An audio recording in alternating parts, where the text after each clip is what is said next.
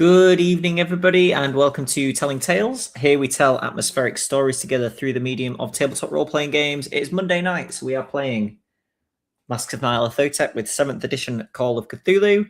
Promo stuff before we get into it. Below the stream is our social media, our other streaming platforms, so our Twitch if you're watching on YouTube, YouTube if you're watching on Twitch, our Patreon where you can support us if you enjoy what we do on the channel, and our Discord where you can come and chat with us and other people who are involved and enjoy what we do. I think that's everything for that. So the story so far, no, let's not do the whole story so far. The group are currently in rural... Spoiler alert, if you haven't watched everything else, then go watch all 90 hours of Masks of Nyarlathotep and then come back before the end of this episode. You probably need to watch that on, I don't know, 106 times speed. There's probably some stuff you can cut out, things like this. But anyway, the group are in rural Derbyshire. They are investigating some deaths that had occurred following the an article that their, I was going to say ex-friend, but he's ex as a person. He's probably still their friend. Jackson Elias was interested in a very reputable newspaper called The Scoop in London, which directed them here. And they have since realized that perhaps the daughter of the local member of the House of Lords is in fact the one committing these attacks, and perhaps she has some kind of curse or is some kind of beastie. So let's get the gang on to discuss. Let's bring on Jack first, who plays Ted Hobbs, because he's the leftmost on my screen, and we are in the UK, so left gets priority. Hey, Jack. Hello. How does Ted feel? What does Ted think is going on as the skeptic of the group? I think it's just a woman. Well, Ted thinks it's just a woman that's quite unwell, and people buying into her delusions, maybe, which is maybe a little bit heavy, but yeah. Look, people got attacked, but doesn't mean we have to jump straight to werewolves and ghouls. Ted hasn't seen anything that would make him think anything supernatural is possible. It's all been rationally explained, as I've said before. Yep. Could just be those cool diseases from Peru made their way over. Yeah, working their way. Maybe you've brought them. Maybe we did. Yeah. Man, I need to come up with a side campaign now where the group is following around their own spreading of some kind of mutational disease. Cool. Steve, who plays Edwin Price. Hey, Steve. Hi, Jonny. I don't think... maybe we're kind of working our way along the spectrum now. Steve, so Edwin is not quite as much of a skeptic. I mean, Edwin's been put under mind control, so you know that's true. And seen quite a few horrific things. Yeah, I don't know what a ghoul is though. I was sort of, you know, leaning towards werewolves because the whole moon thing. And now we get a telegram with somebody who obviously has better connections than we do, saying that it's a ghoul. What's that about? They might have just misspelled girl. And we go, yeah, we know she's a girl. No problems there. Yeah, that's fine. Yeah, so... but we, you know, we were on the upwards curve of we seemed, at least for a moment, to be vaguely professional and you know, competent. So yes, looking forward to the rapid slide down into being blamed and hated by everybody. I'm sure that's going to be entertaining. Cool. Thanks, Steve. Justin, who plays Wilfred Farwell. Hey, Justin. Hey. What's Wilf think about it all? I don't know, man. Part of me is like, I like to believe Farwell's occasionally a skeptic. It doesn't go for all of them. This one, I'm like, it's not great. And I am slightly concerned that a realist's position here is that sometimes you do need to kill the werewolf. Like, and that, from a metagame perspective, I think we're doing something that's very dangerous, and I'd rather this woman died than Wilfred Farwell died in game. I'm just, I'm not saying that that's option number one, but I'm just saying, I think that I am concerned that there may not be a way out of this. I certainly can't see one, and I do worry that, if we let the pot, sit for a bit and come back to it later, maybe the entire town is dead and the werewolf is running around the countryside, and we're like, well, maybe we should have done something about that when we had the chance. I don't know. It's definitely not option number 1 or 2, but I think it's got to be somewhere on the list. Yep. Cool. Thanks. Sam, he plays Mrs. Farwell. Hey, Sam. Hey, Jonny. As the very much not skeptic of the group, where's Mrs. Farwell sitting on this at the moment? Yeah, I think Mrs. Farwell, I think she probably has good reason to trust. Throwing back in my notes, Carlton Ramsey. Yeah, he seems pretty on it in the past. He seems to know what he's talking about. So given that obviously Mrs. Farwell believes all of the werewolf stuff that we've discovered so far, her opinion now is that she probably just wants to run like hell. Because there's nothing we can do anyway, and all the options are now just bad. So yeah, I don't think she's gone out of it. It's worth saying, Sam, not whenever it's Sam. If there was ever a session that I wished I was unavailable for, it was this session, because I just do not want to. I do not want to have to deal with this mess we now find ourselves. Just personally, I'm just not up for this. This is too hurtful. Thanks, Sam. And finally, John, who plays Merritt Barton. Hey, John. Hi, Johnny. Merritt is feeling how? Said Yoda. I don't know what happened there.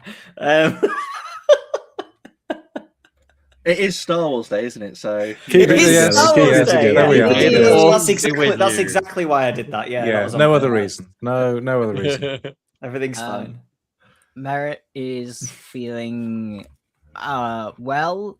He doesn't know whether someone being a ghoul is really bad news, just because Carlton Ramsey thinks it might be. So we've got an extra piece of information. That's a potential lead. We don't know how to follow up on that lead, but it's all forward movement. Yeah, Merritt has that strength of not knowing how bad the situation is and not knowing parameters, that you think you might be able to come up with a solution that people who know too much can't think of. Yep. I don't know what I don't know. So also, saying there's no fix, if somebody was like, there's no fix for being a badass, you'd be like, yeah, that's right. So it might be fine. Well, we haven't seen the sources as evidence. What does Carlton Ramsey know? Who's he been talking to? What are ghouls like? He doesn't know that it's a ghoul. He thinks it might be a ghoul. Yes. Like, this guy's diagnosing ghoulism over the phone, over the telegraph. It's this is, everyone knows you need a blood test to really confirm ghoulism. I think if this is a character, if this is a conversation we're having in some form in character, Winifred is 100% these guys are just all having copium. This is probably, he wouldn't have sent it if he wasn't kind of confident. That's what she'd actually say as well. She was really ahead of her time. Yeah, exactly. What was a theoretical new element in the 1920s? Well, I mean, they don't just prove it. It was the time of opium, so copium was something that everyone was saying back then. Can't copium without my opium. Get that on a t-shirt. I was Right now. just about to say that. Yeah. Mhm. Right. Well, merchandise.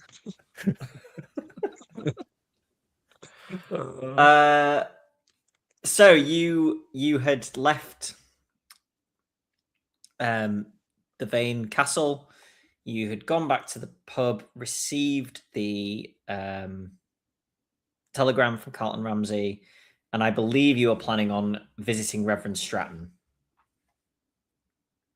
Yes. That could potentially have changed since you got the telegram, but that I think was what you had planned. It was right at the end of the last session. We haven't actually asked this question, Johnny. Do you think the word ghoul means anything at all to our characters, or is it just? I mean, does it mean as much as it means to us now, or does it mean like is it a totally mystical word, or can we make a roll? Do you think? You can make a Cthulhu Mythos roll if you want, Sam. I think you might be the only one with a score. I've got 7. I don't have the highest. I've got In 8. theory, I could pass this because I've Yeah, got 6 on John the has higher. numerics. Oh, okay. Right. As well, Steve.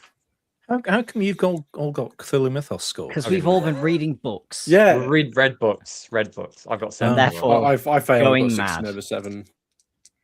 Where is my D10? Oh. That one. That's an irresponsible. No, I can't spend luck to get that far. That's too much. Can you even spend luck on Mythos rolls? I don't. Oh, Yeah, true. I don't know. I don't know. But anyway, we don't need I to make don't Troy know look it up. either. I'm not going to. No luck. Okay. Then you don't know. Like, it's obviously a known term. Mhm. Like, a ghoul is a known term, but as Yeah. like a specific thing Yeah. that could be useful in this situation, not really.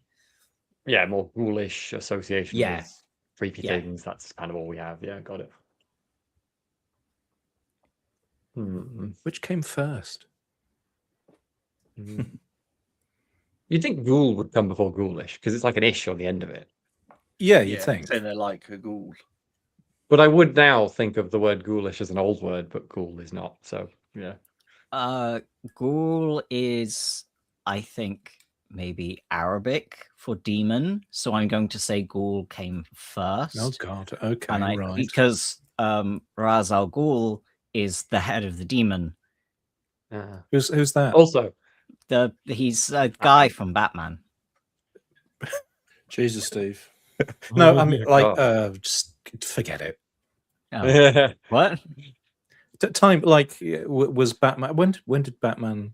When was Batman created? It can't have been. Oh, it's shoot, not I out should- for us, our characters. Right. Well, I feel like we're getting slightly sidetracked, guys. Okay. My intention is to sidetrack the whole thing so we can prevaricate, and then the But problem doesn't happen. I would like to say that fact that John said is also something that Merritt Barton in character would 100% say. The ghoul fact. That's Yes, the second absolute part, canon. no, but the first part, Yeah, yeah. no. Yeah. I mean, I Don't think know what it's you guys wanna reasonable do that here. we might display a little bit of hysteria, having learnt that fact. Yeah, I reference like pale faced, like absolutely. What time of day was it, Johnny? Was it? Just after like 1:30 p.m. Also, important point: what date is it? Because we do have a Is I prior. think the 27th. No, that's miles off. That's miles off, The yeah. 20th. So, is it like 3 days until our next appointment with death? Depends how you deal with this. Yeah. But yeah, I think it was the 23rd, wasn't it? I think it was 23rd. Yeah. Oh, I thought you were still in the late teens. We, Oh dear. we still had a plan to get to Miles Shipley as well, didn't we? I can't remember how long that was. We said like a week or two originally. I think in character, Mrs. Farwell goes completely pale face. And you know what? I think she's actually going to just retreat to her room for a little bit. She's very distressed by this news and takes it to heart. Quietly just retreats to her room.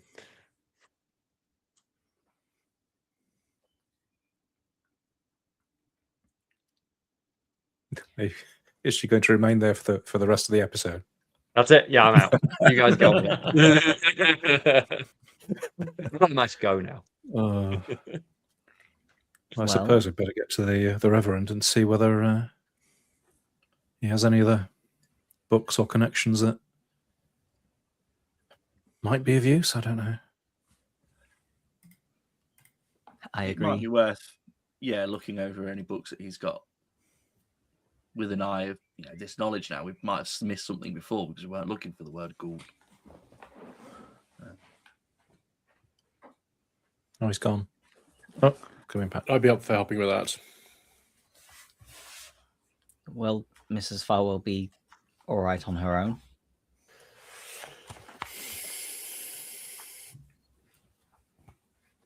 I'll check in on Mrs. Farwell first. She comes downstairs and we're all gone. I was going to say that anyway, Merritt. Such an ass. Look, the last thing we need is Farwell and Merritt falling out. But yeah, no, yeah. So I'll go and check on how Winifred is doing, and then I will want to join everyone in the library search. I think Winifred is upstairs writing in her journal.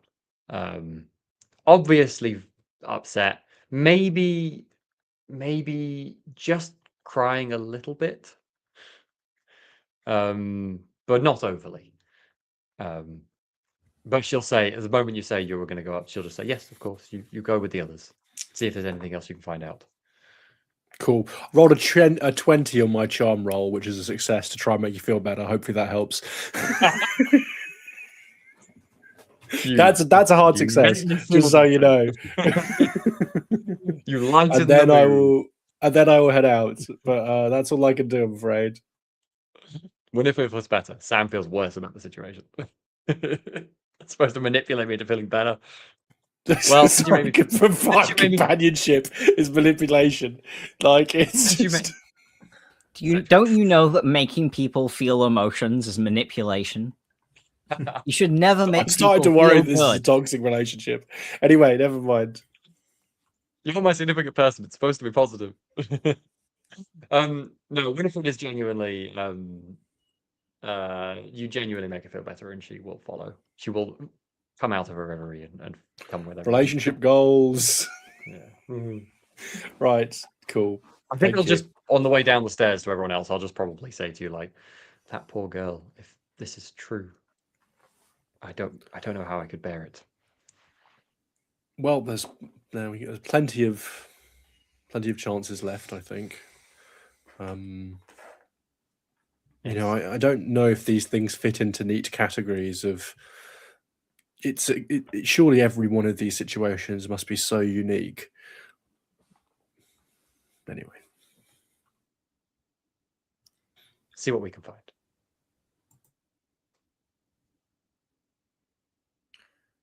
Okay, to the Reverend's house. Yes. You knock. He answers the door. And says, good afternoon. How are you all? Do you want to come in? Yes, please. We were wondering if we could maybe have another look through your library. Yes, of course, please. Tea? Yes, please. Yep. Do you think does Winifred still look a little shaken? Yes, I think she does still look notably shaken. Well, she's probably trying to hide it, so yeah. I think he sees through if you're trying to hide it. Says, Mrs. Farwell, are you all right? Yes, I'm okay. Just possibly some bad news via telegram, but I'm sure it'll be fine. Well, I'm sorry to hear, and if you need me, you know where I am. Thank you. I'm sure a cup of tea and some shortbread won't go amiss. Never will. Please help yourselves. Pointing to the books. and he heads off and. But not starts the making tea. shortbread. that'll portion out. He's got a lot of parishioners. Yeah, exactly. They all need shortbread. Johnny, would it be a sensible time to make some kind of use library roll to start digging in and looking for Google facts? Yes, sure thing. I'm wondering whether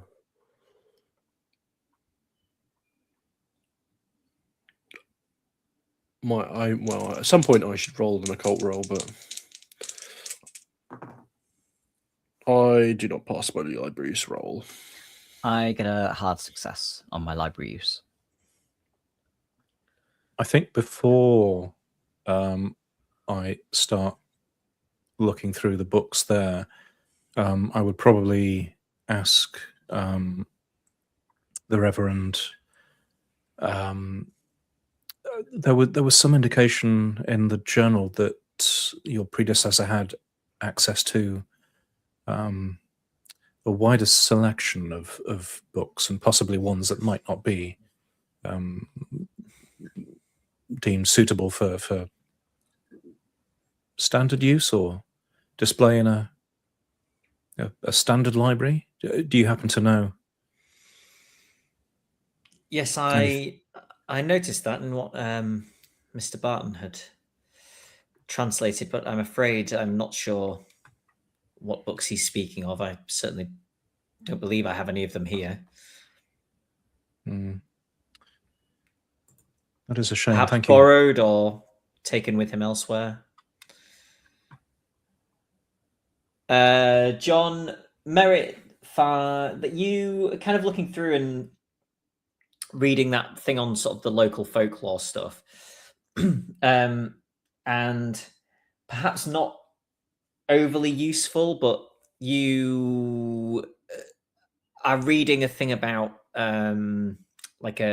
changelings, and you wonder if maybe if what's happening now is real. You wonder if perhaps and changelings aren't, then perhaps this is where the idea of changelings has come from in this area. So Right. because the presumably the child, upon reaching maturity or thereabouts, start to exhibit strange things and then potentially disappear, that may be where this kind of folklore about that side of changeling activity has come from, potentially. You're drawing parallels between the two, but it doesn't give you any kind of solution. Okay. And I don't suppose in other people's readings of the various books we got from, oh God, what's her name? Erica Carlisle? Yes, thank you. Yes, that ghouls weren't mentioned or anything like that in those that would be references. Not that anybody recalls, at least. Sorry,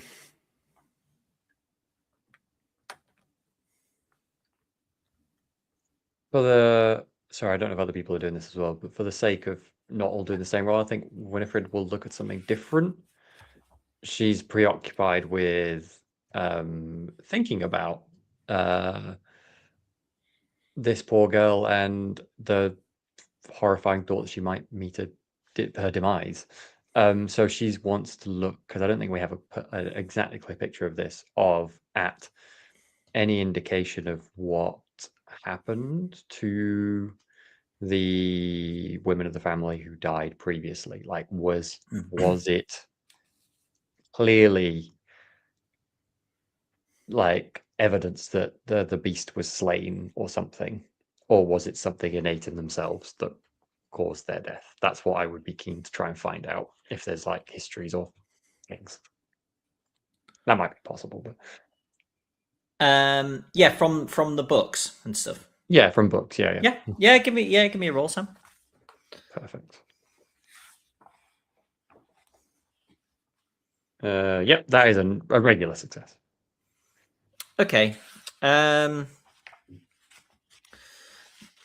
isn't a hard definitive, but reading between the lines of a number of things, you think there's a pretty reasonable chance that either they were killed or they were tucked away from everybody for the duration. Yep. They've certainly all seemed to kind of disappear or be marked as dead at a reasonably similar point in their lives. And we've definitely heard that the curse seems to become more frequent or more dominant as time goes on. So that would imply that like either they ended up becoming a beast and being concealed away forever, or escaping as a beast and then being killed. So either way, it doesn't make that kind of tracks with what we know. Okay. Yeah. I think Winifred's face remains pale.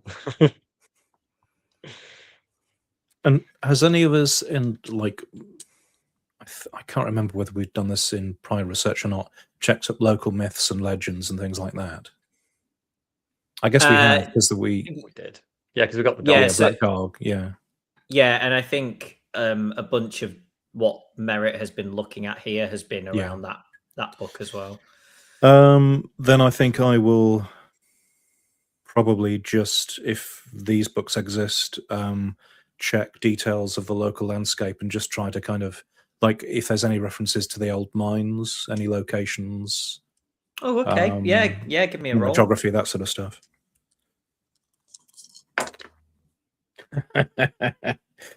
No, I clearly open a book and get a paper cut. I rolled a 97. Yes, sorry, Steve, no luck. I worry that this poor girl's fate's in the wrong people's hands. But the wrong people who are very well teed and shortbreaded. So the Reverend does in fact bring a 3/4 full box of shortbread through and leave it on the table. He's going to regret that.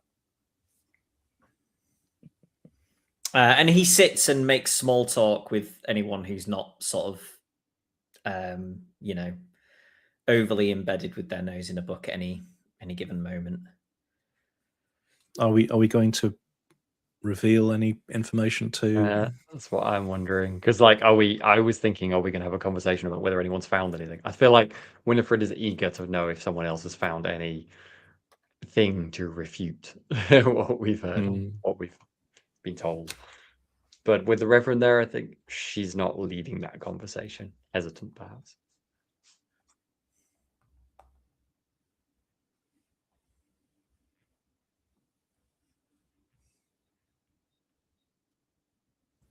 I'll share what I found as much as it is.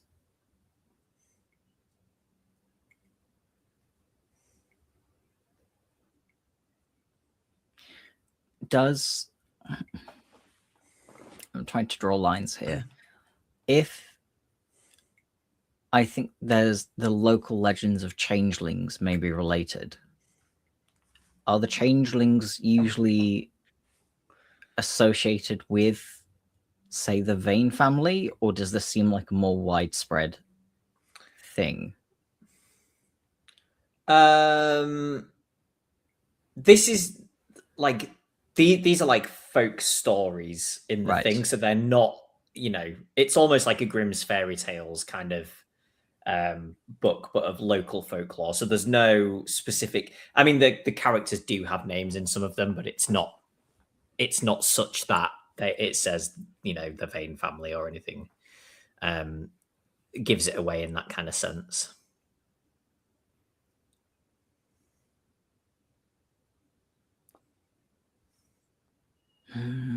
How long has it been since we talked to the Reverend? I'll ask, does he know anything about, I guess, the historic pagan beliefs of the area? Does he believe them? No, does he know of them? Oh, sorry. Not any more than a passing knowledge, I'm afraid. Hmm. You haven't been called to sanctify any heretical shrines or anything, have you, by any chance? No, nothing like that. All the, there's the standard stone circles and various areas around and old burial mounds and such, but nothing of any huge religious importance, I don't think.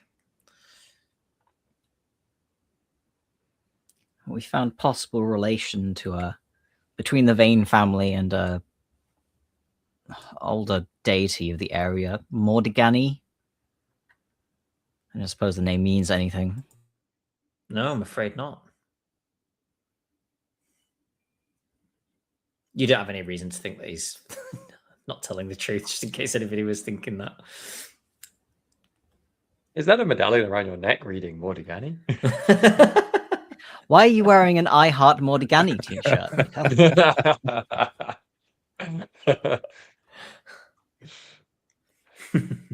I collect hearts for Mordigani.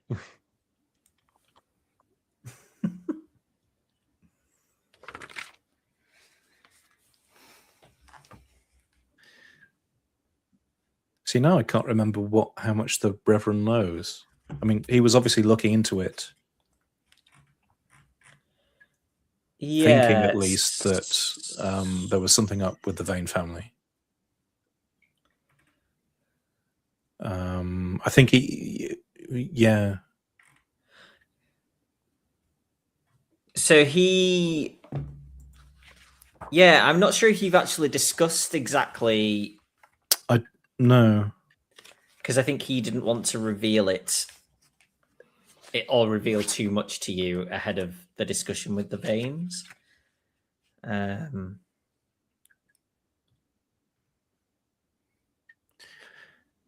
think Edwin might sort of as a brief explanatory sort of statement, just say that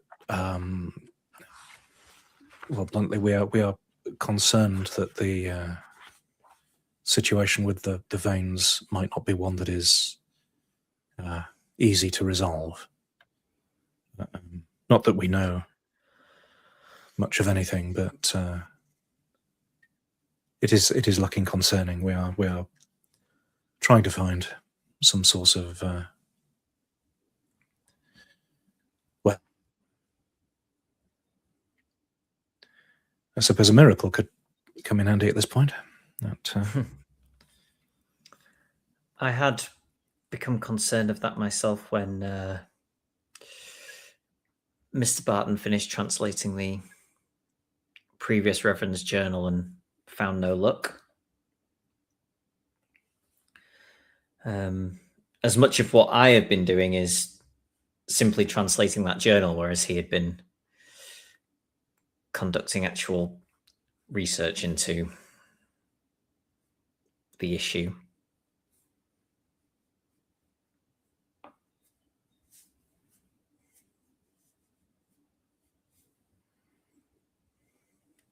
I don't suppose there's anybody else you know of that we might turn to for assistance?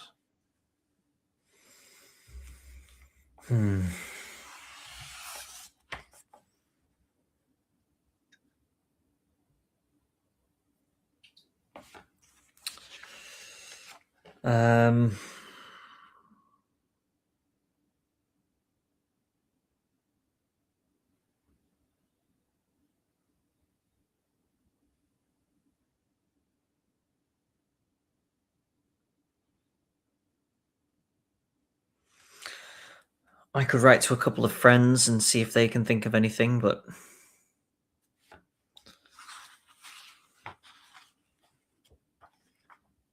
I'm looking at the probably thing still on the table of Donut Valley of the Order of the Golden Druid, just like. I'm wondering whether we should mention the word ghoul or not. I'm also wondering that.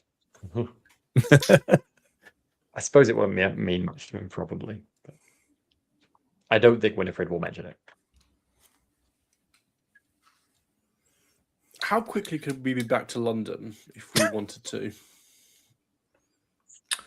I just feel like London, there's more libraries and more things. There's more information. And I feel like we're vaguely stumped here. And so how many days is it now until we'd agree to meet our next engagement? Well, it's about 3 days before the dark of the moon. The dark of the moon. Mm-hmm. And we haven't agreed to be there, but our next engagement officially also was Miles Shipley, who I think was due to be before the next dark of the moon. I think that one's you'd possibly not organise the date. Yeah.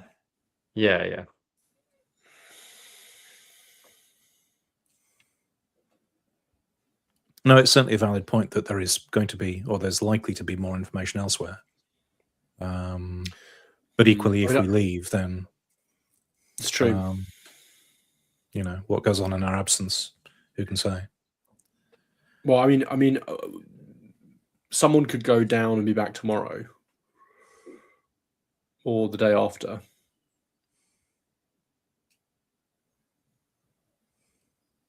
Yeah, it's true. I feel like I don't know. It's in character. This is the sort of thing I would never discuss with the Reverend here. So I feel like Winifred is not going to say very. Yeah. Well, if we finish up here and then go on a walk or something. I probably would. I probably wouldn't mind raising it, even if the Reverend here, which just to say, you know, we have more resources in London, or even in a nearby city, like you know, there'll be libraries there'll be large libraries in lots of nearby towns. We could, you know, that we might be able to make use of.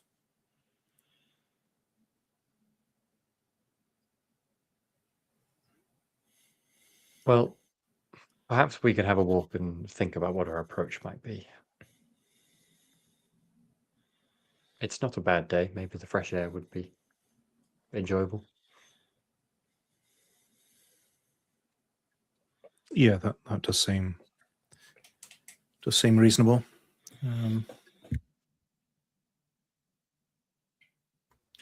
I think we have nothing to lose from asking the Reverend if he knows anything about ghouls. Very little to gain, as he seems to be mostly a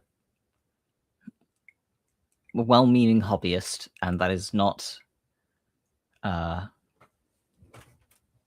criticism, but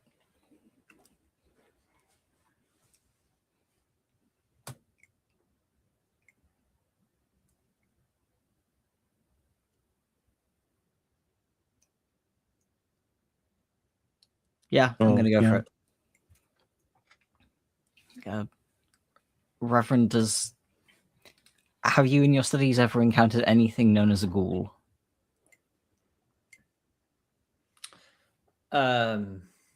Like a spirit or ghost? I'm not entirely sure, to be honest. Well, of course I know it. It comes from a term for demon, I believe, in the past, but no, not as a specific point of interest. Oh, that is as much as I know on the topic. So, is there a reason you ask? Not prying, of course. It is a term that may have come up in our investigations, but it's currently just really a word. It's always the question of who. Words changing meaning over time and in different communities, and meaning different things to different people.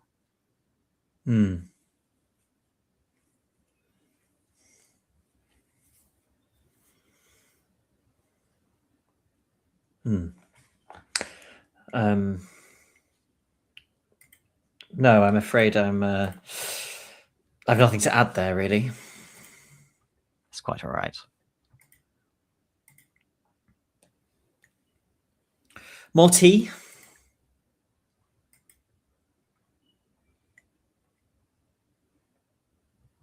I think we should probably take your leave and consider our next steps. But thank you very much for your hospitality. I hope we can come back with some better news. But yes, this does leave us somewhat at a loss, I'm afraid.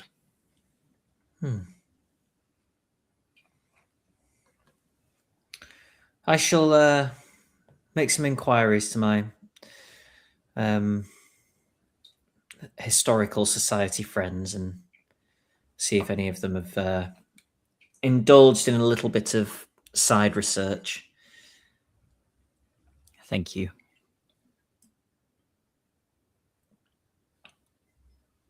Once we're outside having a little walk, I think I will say, I hate to say that this may be the best thing for us to do, but I don't see, as it is, there any value in us remaining here at present.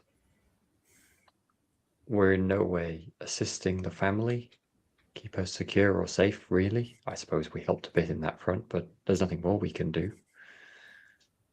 And, as you said, Wilfred, we could find out much more if we went back to London.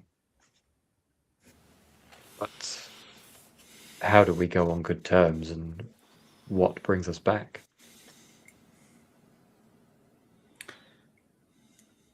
Can everybody make me spot hidden rolls, please? This is always spot a massive pagan temple just in the corner. Oh, look at the pagan temple. That's, it's for sale in the village store. The huge pagan temple. Oh, I actually succeeded to roll by 1 point. Yay! Thank God I'm someone did. 72 over 71. It's cheap. It sounds like a luck spend to me. I got. Don't do it. If you need to take the box, you got to do it. I don't need to take Hard success for Sam. Jack? Oh no, I got like 94. That's why I'm picking new dice. Good plan. Yeah, I need to be rolling. So Steve and Sam got a hard success. Steve, you spot a flash of movement up on the hill. And Sam, you see... Oh, sorry, Winifred sees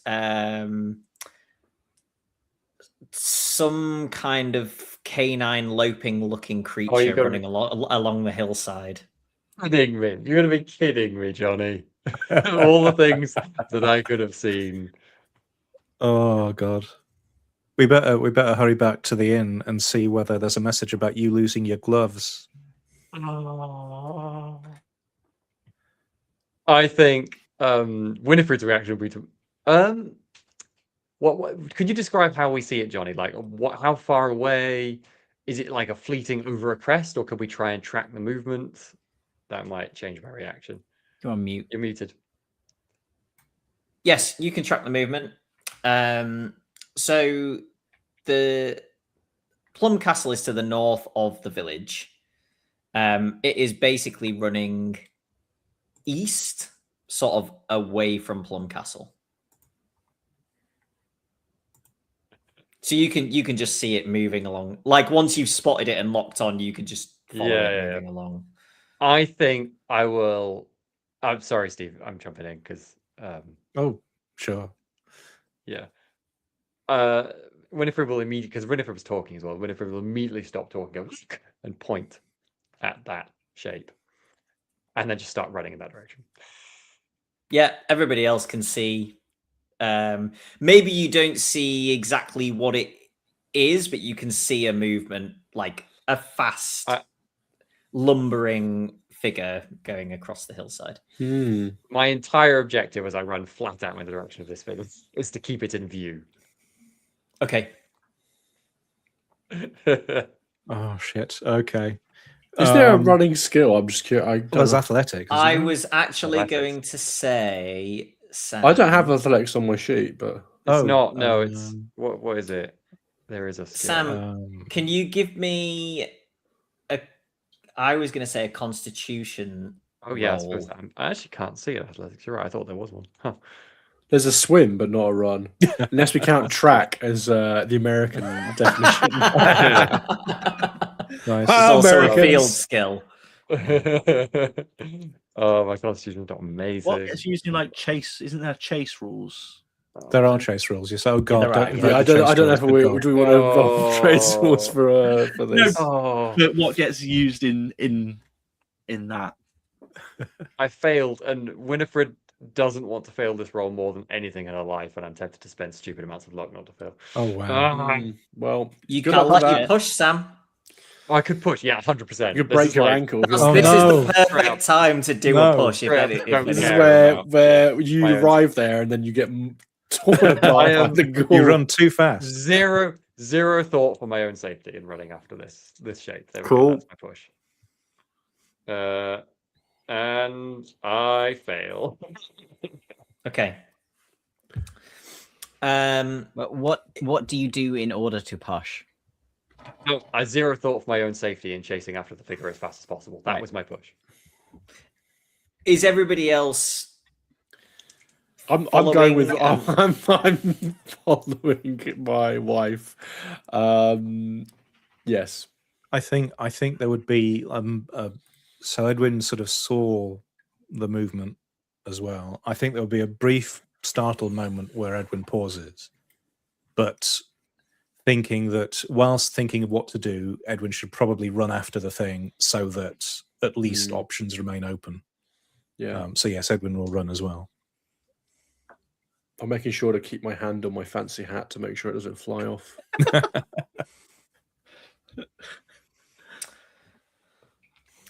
I think I'm going to run back to the inn to see if Plum Castle are aware. Or if Good idea. Eloise picks up the phone, in which case we've got extra questions. As I run, I'm rummaging around in my rucksack to make sure that somewhere in there I've got a loaded pistol, just to make sure. Okay. I'm not an idiot. Ted is also running just- after the ghoul, or the not ghoul, or whatever it is. This Okay, small thing, we thing. don't know what it is. So everyone apart from Merit is okay. Sam, how many hit points does Winifred have? 9. Okay. And what's the fall Um, damage for falling down a mine shaft? So Into an old occult temple.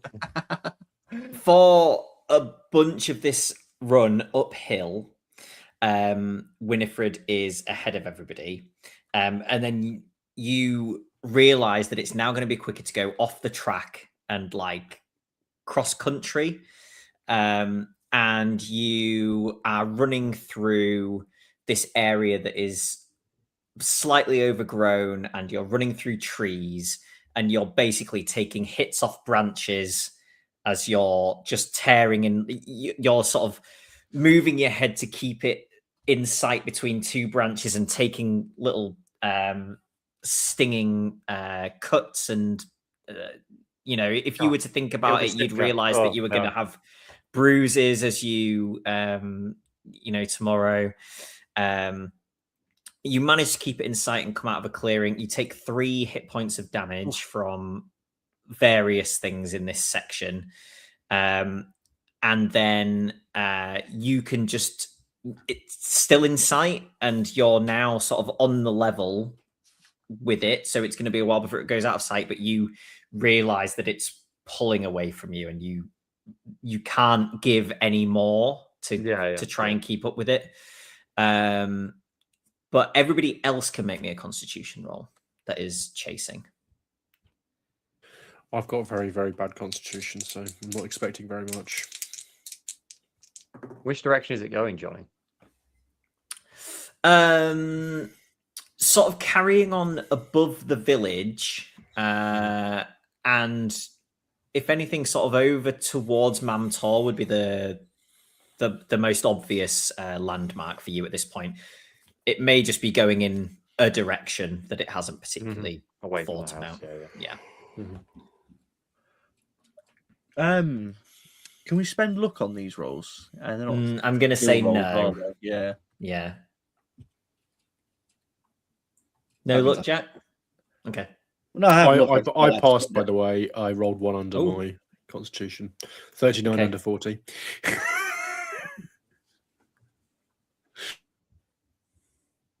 Oh, Steve, I can't hear you. That was secret mute. I will push. I failed my initial roll, but I'm going to try to.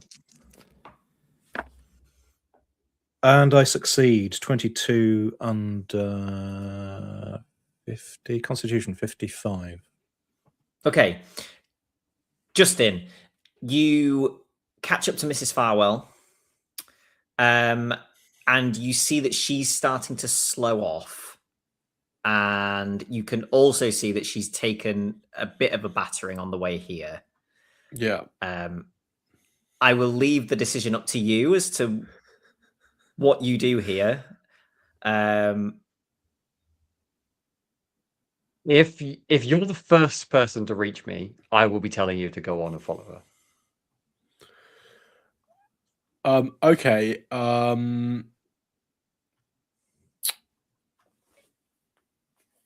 But it might be that like Price is right alongside you and striding over to the horizon. Well, yeah. What is the situation? Like, is someone right alongside me? You are so since Edwin failed his initial roll and had to push, I'm going to say that you were ahead. Okay, cool. So you do get to Mrs. Farwell first. Okay, then I'm going to press a gun into Mrs. Farwell's hand and then move on after this thing. Wow, Okay. I thought that was going a different direction there. And I'm just going to be like, don't be afraid to use it as I jet off after this thing. I think if I've taken 3 hit points of damage, which is a lot, and I've seen them move on ahead, I'm then going to like sit down and try to recover for a moment, seeing them continue. And I might be going off it after this thing, but I'm not trying to close. I'm not trying to like, like, I don't want to be, one-on-one with this Wrestle it to the ground. Yeah. So what I'll say is the moment that it takes you to stop, like the 5 seconds or whatever that you spend with Mrs. Farwell, Edwin catches up to you. Sure. And then a few seconds after you've gone, Ted gets to Mrs. Farwell. John, and then Mrs. Farwell unloads 4 rounds into some funny mess. Is Merritt phoning Plum Castle? Yes. Okay. The phone is answered by the guy whose name I've now forgotten.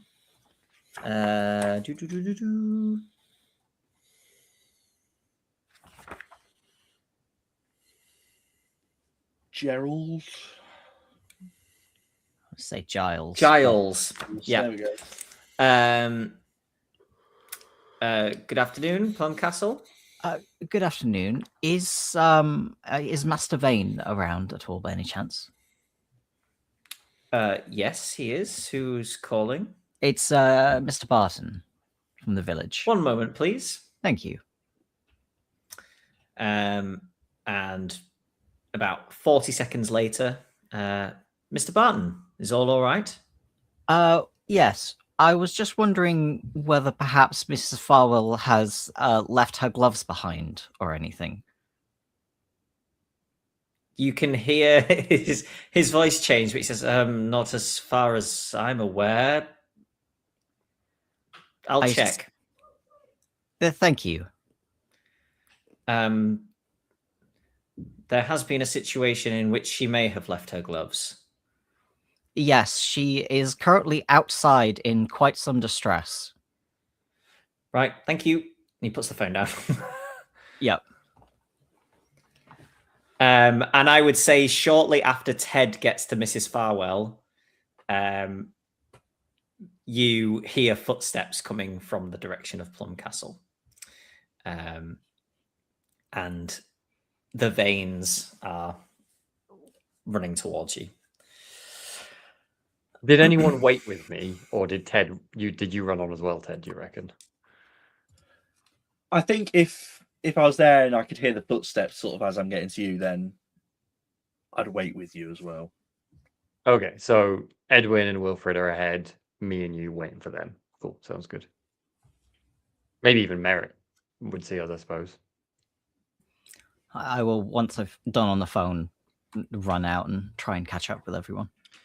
Yeah, it's a good few minutes for you to get up, but so you,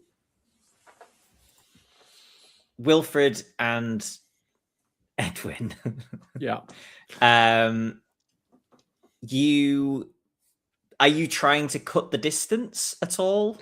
I think we are. I am trying to get closer to see. I want to see this thing, and I want to know where it is. But I, in doing so, might decide that's a bad idea. You know, I'm not running blindly into this.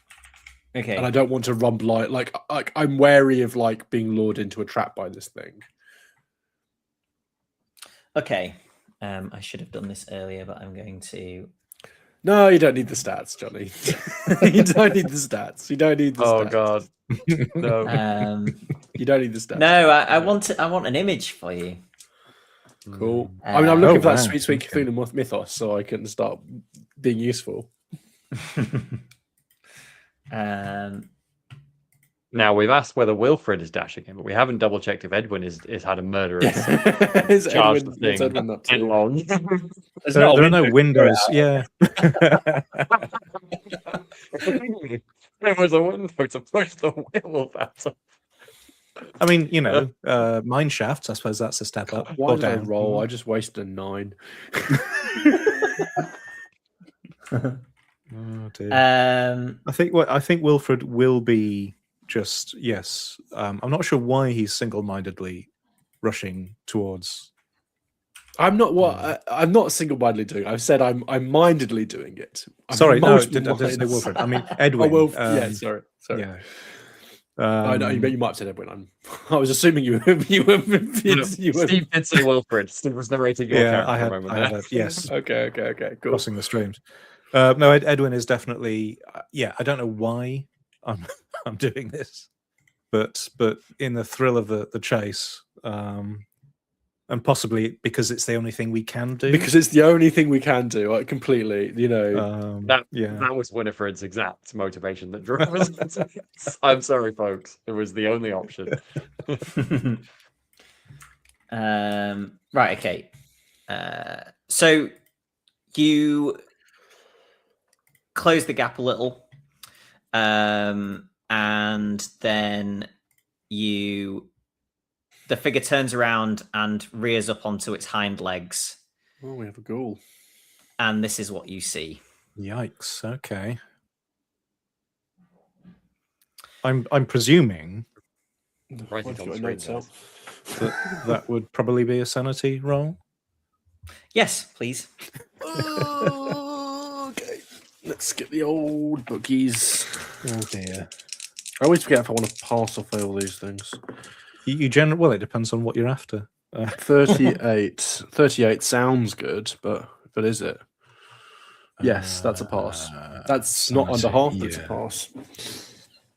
I fail. 72 over 52. Okay.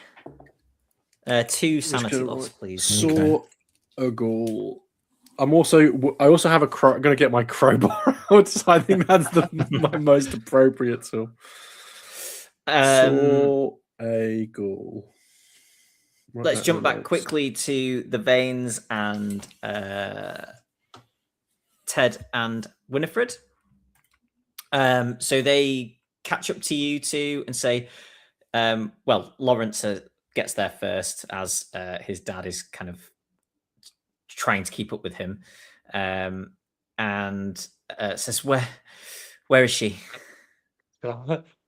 Wait, Edwin and Wilfred.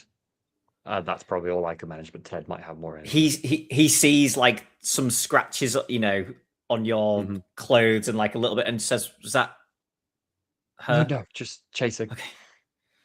and he carries on. And a couple of seconds later, Lord Vane kind of comes puffing past as well. Maybe I'll be like, Ted, help me up.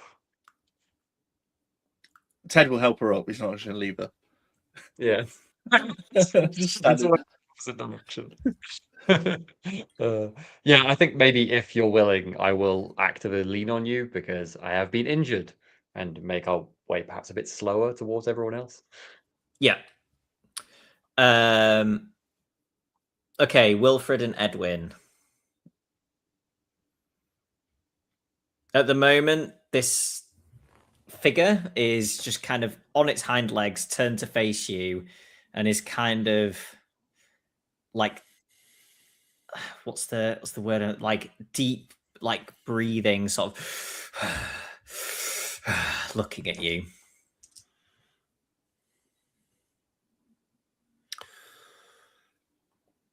Can I attempt to talk to it in a calm way and see if there's any flash of recognition in its eyes? That's fair. Now, it's Eloise, isn't it? It is, yes. Thank God. I was like, for a second, I was like, do I know this one's? Do I remember this person's name? I do. Eloise, right? Eloise. But you know, I was kind of like, you know, Eloise. This is, if you're in there, you know, and then some kind of calm, non-threatening words, and yeah, is there any reaction to that?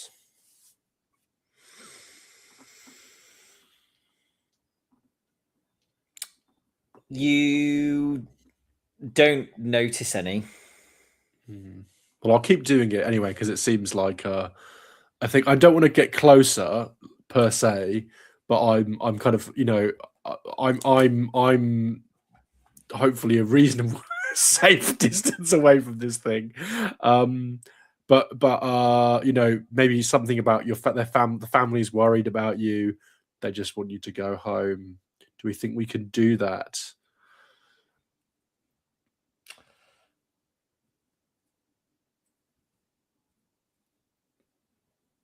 Johnny's like, how many attacks can I get in?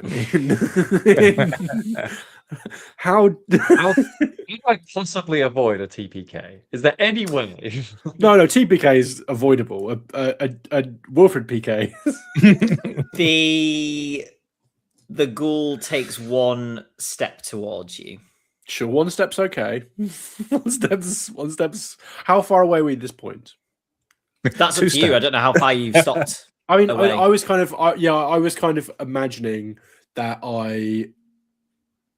Can you set the scene for me a bit, Johnny? You know, like what like you're on hillside now.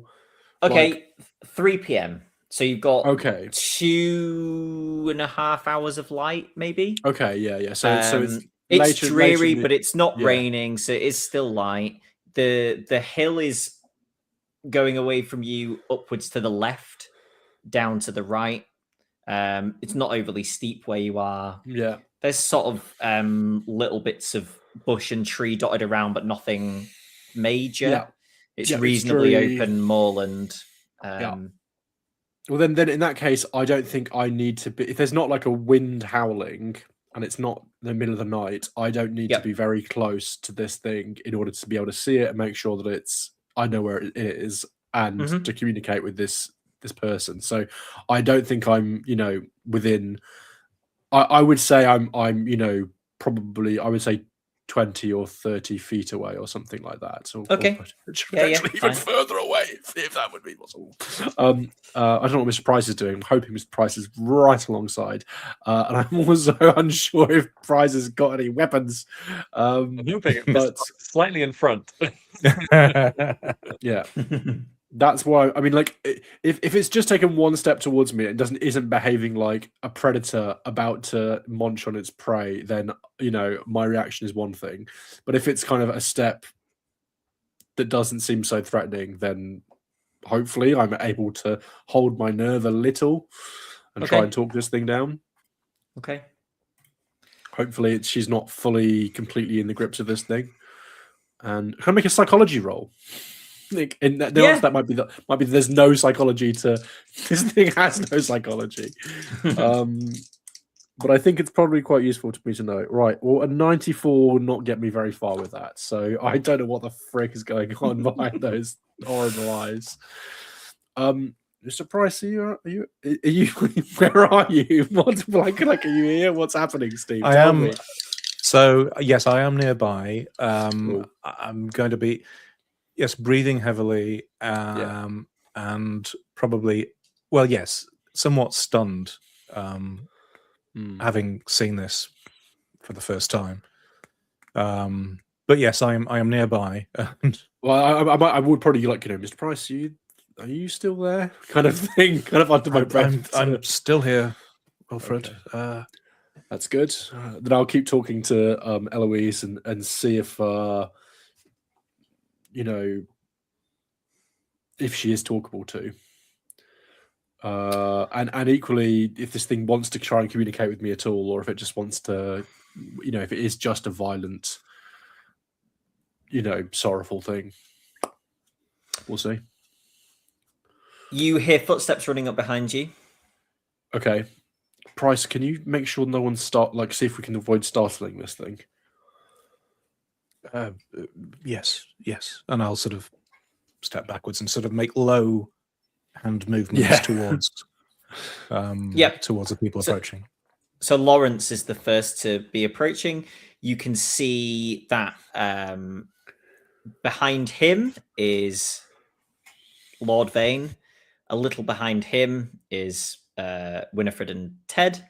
And then you can also see Merritt is now sort of closing on the group.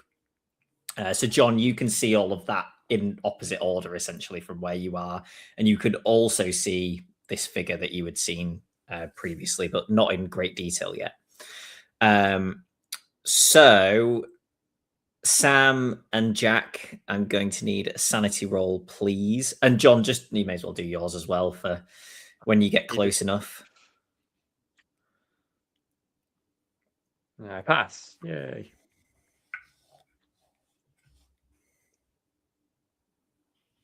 Getting the dice ready, even though Jack might pass as well. Jack's not going to pass. That was cool, Johnny. You didn't have to do that. Wow. That, Jack, is 6 sanity loss for Ted. Oh. This is not explicable. It's the first time he's had something that he can't. It's true. I think maybe. I mean, I think there's been a few circumstances, but there's been a few circumstances. But out of game, this is it's juicier, isn't it? When someone explains everything away, and then I feel like this is just it's daylight as well. Exactly.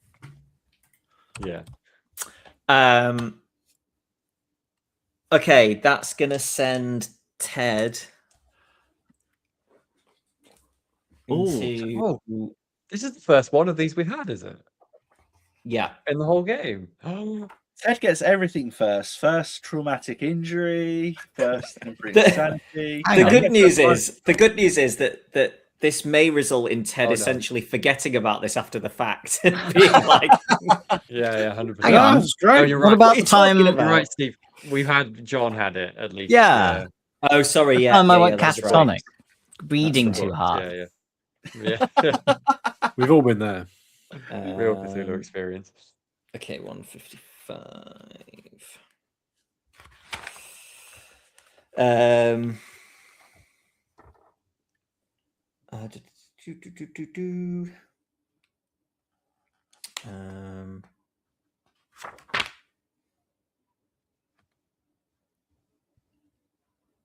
Okay. This is a bout of madness, right? That it is. Ted is going to have, yeah. I always get them mixed up with them. This is definitely insane, and then something else as well.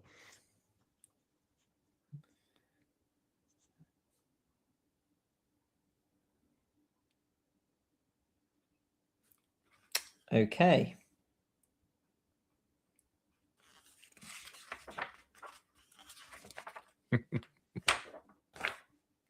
So many pages. So many pages of your madness. Dice. Just attacks Winifred. Okay. I'm not liking the fact that you're currently holding me up. Just drops you instantly. Mhm. We'll get to see in this whether Winifred enjoys keeping ghouls alive more or her husband. Oh, that's Okay. an innocent young woman and everything. This is tough. This works out really well. Jack, Ted now has a fear of witches and witchcraft, a phobia. A phobia. Oh, Yep. God. And for the next 8 rounds, so let's call it a minute or so, Ted actually sees essentially a witch commanding this figure to do things. Okay. Wow. Does Winifred still have the gun in her hand? Yeah, I think I do. I don't see why I wouldn't. Oh God. I think everyone's see where this. If possible, then Ted is going to make a grab for the gun, and I don't need this. I don't need this. I'm trying. shoot where he thinks this witch is. I'm trying to gauge whether Winifred would put a. Would she like? I don't think she'd have any reason to be suspect. So she probably could just have it, and then the moment you grabbed it, I'll be like, "Oh, what are you doing?" And maybe. I don't think she'd expect him to just suddenly. No, go for I'm it, also you interested. know? You have the gun for at least a moment, I think, under your control without any resistance. I hope this witch isn't in like where Wilfred is standing. This is really what I'm hoping. He has just bought a hat. Wait, Is it a point? You know, a pointy one with a white. My fancy hat's got. How voluminous is your I think it's quite big. The witch looks however Ted thinks a witch looks, basically. it better not be me, Ted. It better not be me, Ted. And you see it essentially behind and to the side of the ghoul. Like sort of, 10 feet diagonally from the ghoul behind it. I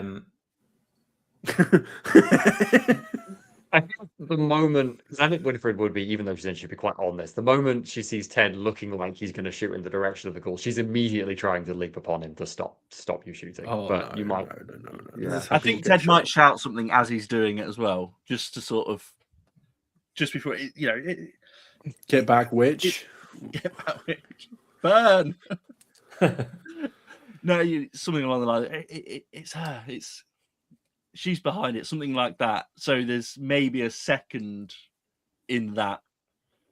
I think I want to know exactly what you shout, because it will decide whether I think you're shooting at Eloise, who is he's raving incoherently as a madman. Like, yeah, this is not I think I 100% think you're trying to kill Eloise.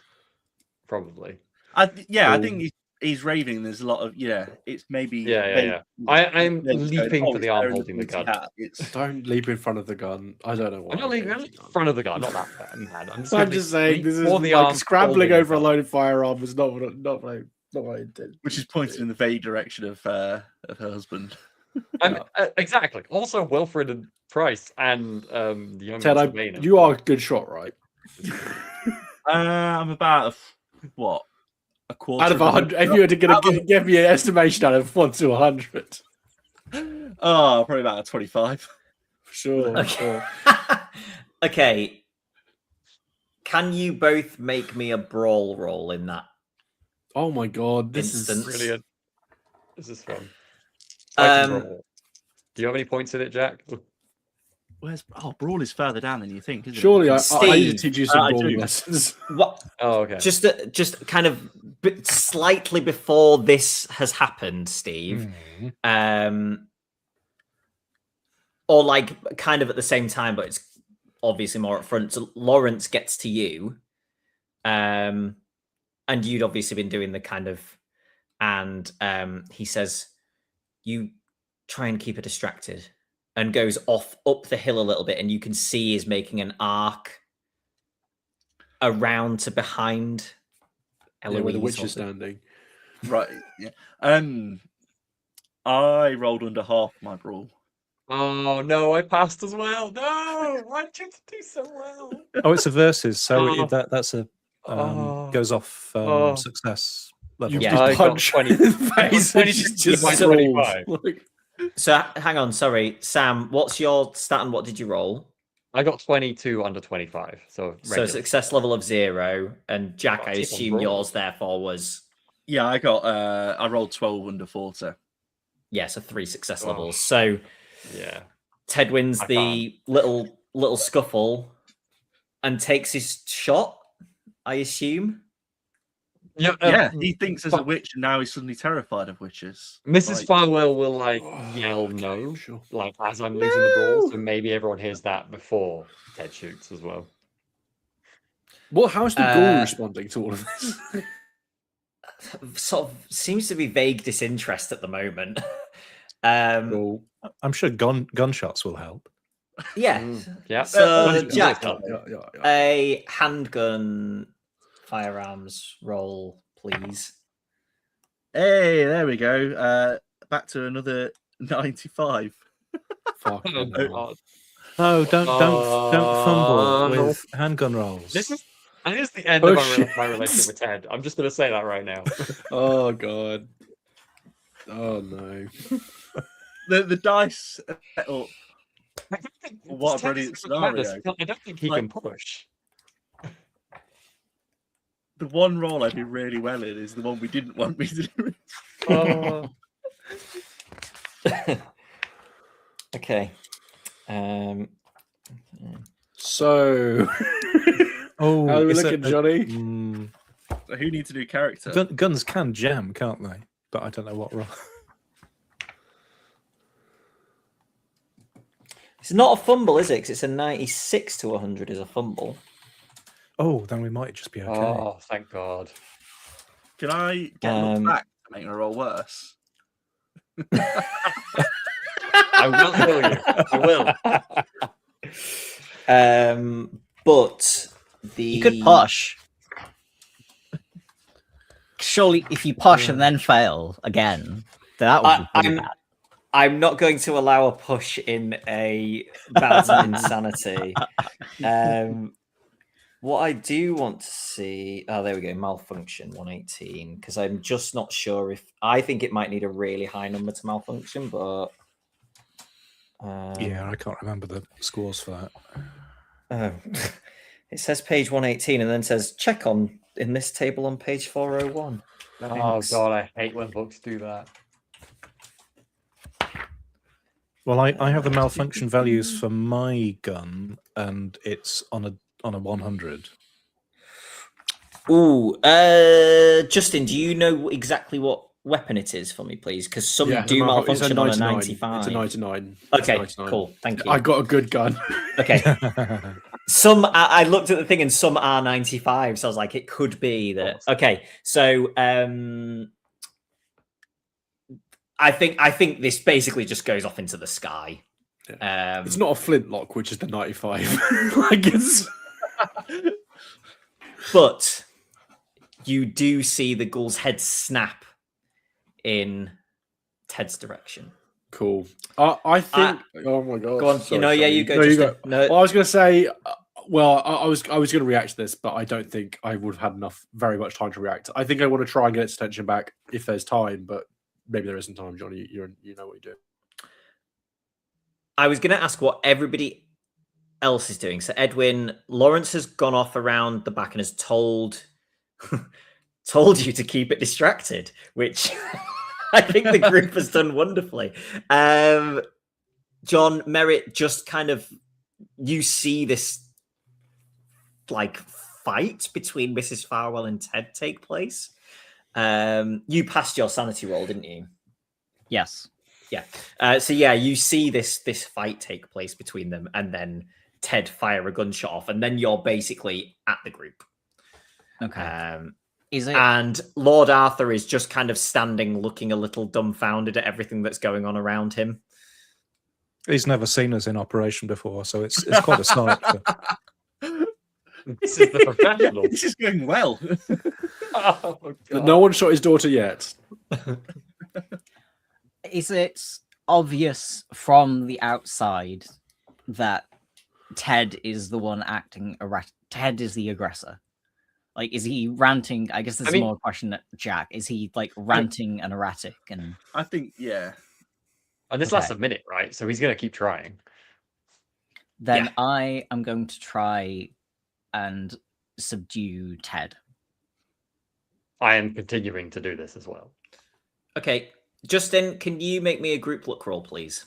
Oh yeah, Justin, I love it. No, That's what we want, guys. I'll use the good dice. Good God. Blow on them, make sure they're good. Right. Oh, it's cocked. But it's still a 76. So, you know, it's not great. Okay. That's a fail, by the way, guys. I don't have 76 luck. Okay. Sorry, John. Merritt is going to try and get the gun from Ted. Was that? I was more going to try and push Ted to the floor. Okay. Was more my thinking. Like getting him away from Mrs. Farwell.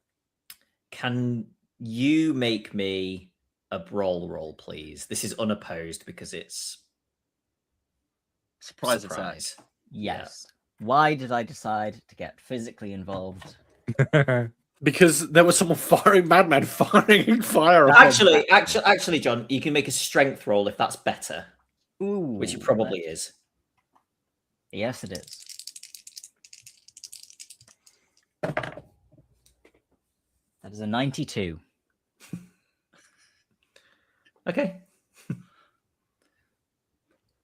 Should I push? Doesn't make sense. You're trying to. All of your friends are controlled by a witch who's trying to prevent. Gotta kill them all. I will remind you, Ted, by the way, that this is an automatic. Well, yeah, I was thinking that. Does he keep firing, or does he think that the witch is bewitched is firing and he tries to go hand to hand? But that seems like a worse idea. But yeah, I think, in the next round, I know we're not quite in combat, he is going to keep trying to shoot. It's... Why are we just doing another fight? I suppose the good situation, you're not actually trying to shoot anything in particular. You're just firing, you're not trying to shoot us or the ghoul, which maybe we'd rather you were trying to shoot the ghoul, but it's just... Well, the ghoul might very quickly just block where I'm firing anyway. Potentially. I am not going to push. Okay. Stevie, get any advantage from that because Mrs. Farwell was also involved? She's not anymore, really. I think Ted's kind of shaken her off to take the shot. Yeah. Right. And I've been injured. I'm just getting myself up to try and stop him again, I think. Cool. In that case, I will do nothing. Are you keeping an eye on Lawrence's activity? Or are you just leaving him to his... I will be... yes, I will try to keep both Lawrence and the ghoul, Eloise, in view, and I will be kind of circling around to try and put myself on the other side of, so that the ghoul is in the middle, basically. Yeah. So that, yes. So you see that Lawrence has essentially completed his arc, and you note that he has quite a large sort of satchel on his side, and gets to around behind Eloise, pulls out some very thick rope from the bag, and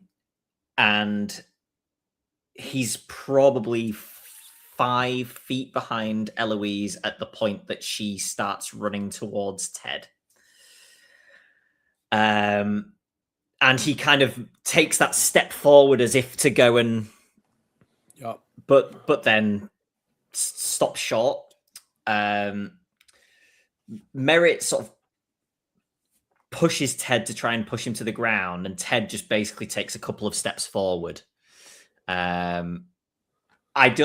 Jack, it's up to you how Ted responds to you. You basically, so you get pushed. You take a couple of steps forward, manage to catch your balance, and then you also, as you kind of pull your head up, you see that the ghoul is now coming towards you. I think Ted's still going to shoot at the witch though, because in his head it's this witch that's behind everything. Keep on it, Ted. Keep on it, Ted. And he's probably going to let off a couple more rounds in that witch's general direction. That's the point, Justin. Is it rounds. multiple shots? Can it do multiple shots around? It can do up to three shots around, I think. But yeah, it doesn't make sense. I think Ted for suddenly start shooting the ghoul if he thinks that, this witch is behind it, and that's what's triggered his phobia and everything. Is anybody else doing anything? I'm not going into like combat rounds for this, but I think that is the ghoul. What size is the ghoul? Is it Eloise sized, or is it like 8 foot tall? No, it's like normal size. I think that if the ghoul is running in the mat towards the mass of people that includes my wife, and I've crowbar out, then I think I might I would be entitled to take a swing at it as it makes its maneuver, or try to block, to do something. I think, just putting it out there. So I think I do that.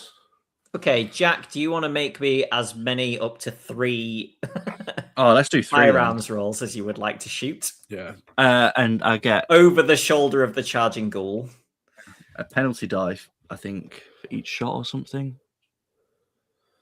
Each shot individually, with all shots receiving 1 penalty die.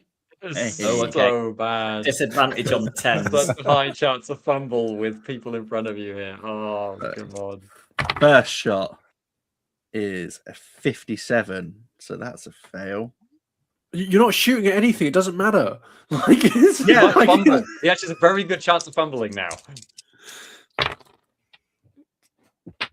I mean, I dropped that, but it was still a tension. 30. So whatever. So that's a fail. This witch is going to get it on this shot. I know it. Oh, 1 off a success to hit the imaginary witch. Heck, mate. I'm going to take you to the firing range. Okay, but they were close enough that you wouldn't hit anybody else. So, they just off behind Eloise. The farmer in the next field absolutely bricking it. He's like, someone's dealing with them rabbits. Lawrence looks a little 3 crows concerned. fall to the ground. Fortunately, I wear my tall hat. Fortunately, the witch is over the opposite shoulder of Eloise than Lawrence is. Would you like me to make a roll? Yes, please. Edwin would be trying to sort of step into the path as well. Yeah. I think the ghoul, not the bullets. Yeah, I think I'm trying to do more like a tackle-y type thing with than I'm not like clobbering on the head. So I think I'm trying to more like knock it out, but I'm using it as a weapon. I rolled a 15 under 45. So okay, nice. A hard success. That's a hard success. And I imagine that this weapon is treated somewhat like I think it's probably going to be a D4 without checking. Well, my blackjack is a D8 plus damage bonus, and I think this is a bigger than a blackjack. I think I would imagine a crowbar is more hefty than a blackjack. Yeah, because just punching someone is a D3 plus damage bonus. Oh yeah, okay. Where is call it section? 1d8 plus damage bonus. That's a club. That's like kind of like what a baseball bat or cricket bat. Yeah, it's kind of like that. Apart from it's made of metal. And my damage bonus is plus D4, so that's fine. And so I hit, and I do 5 total. Okay. But I'm mostly trying to, I don't think this is not going to hurt, but I'm mostly I'm willing to kind of, whatever it, like it's more, what I'm trying to affect with this is more like a kind of diverting or deflecting or distracting than a I'm not trying to kill this thing per se. Although I'm not going to stop. Yeah. playing this. I think that you actually have more of an effect than you almost expect to. Sure. With this, like I'm picturing you kind of swinging for the center of mass, like kind of stomachy area. Well, yeah, I don't know. I don't know. I might, if it was kind of like running past me, I was kind of, you know, in my, you know, whatever you say. Wolfred's made an attack. It's a confusing situation. If that's how it happens, that's how it happens. I might not be aiming for it, but that might be the effect. And so you see it kind of, it continues on through the strike, but you see it kind of double over a little. And its breathing seems to pick up, like it's been winded, basically. And it doesn't look overly happy. And it does stop it from charging. Cool. Get it, Lawrence. Get him. Like, stab him, quick, stab him. Is Edwin doing something as well? Because you said Edwin was stepping toward. I think I think doing anything physical at this point is probably not a good idea. So I would probably just sort of shout, Eloise, look at me, focus. Just to, you know, try to, get attention. Yeah, okay. The head turns, but it's not with any kind of recognition, understanding, or acknowledgement. Yeah.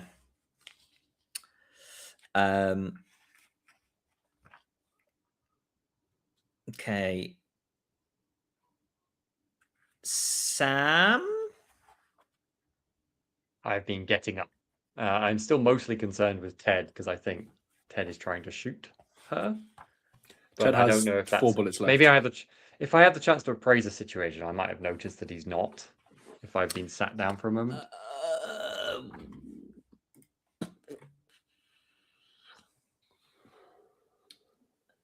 It's probably going to be a psychology roll, isn't it? It's probably the nearest. I could do that. I mean, my main concern is Ted trying to shoot her. So I guess it does make sense for me to roll a psychology on him, which I pass. Okay.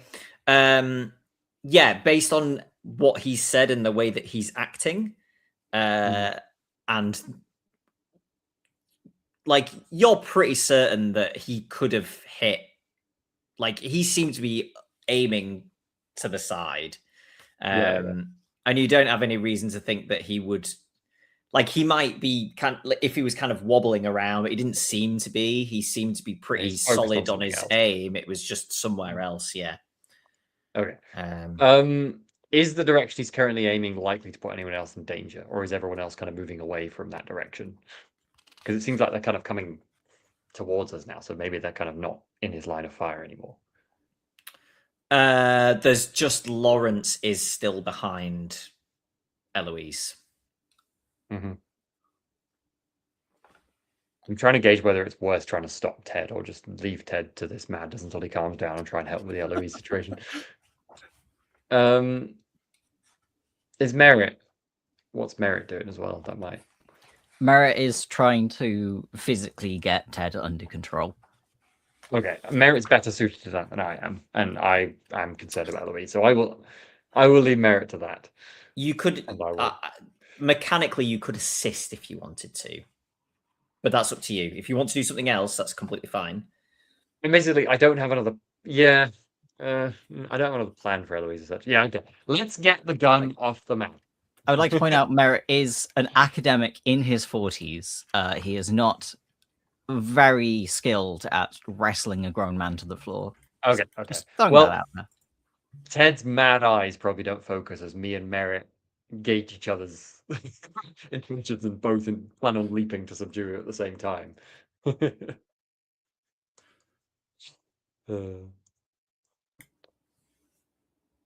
Cool. Yeah, Ted doesn't care what the other two are doing. He's just focused on shooting the witch. John, would you like to roll another strength roll and have the bonus die for the d10s. Go on, Sam. Can I make a case for sleight of hand to get the gun out of his hand rather than wrestle him? Ooh. You can. Would you have communicated that to Merritt? Or do you so? want I'm to make that roll and have it being assisted by Merritt trying to wrestle him? I think that makes sense.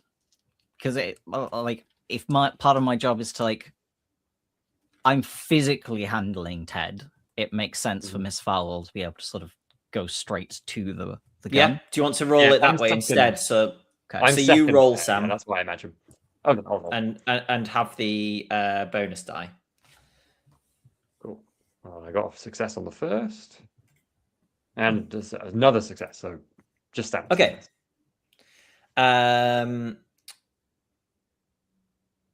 So you will succeed in stopping him this turn. Jack, if you can make me a roll, maybe a dexterity roll to see if you manage to actually keep hold of it. But certainly you're prevented from shooting this turn. Just watch Jack get a critical success. Just watch. Just watch. Don't jinx it. Ed is Don't very jinx it. dexterous. Oh.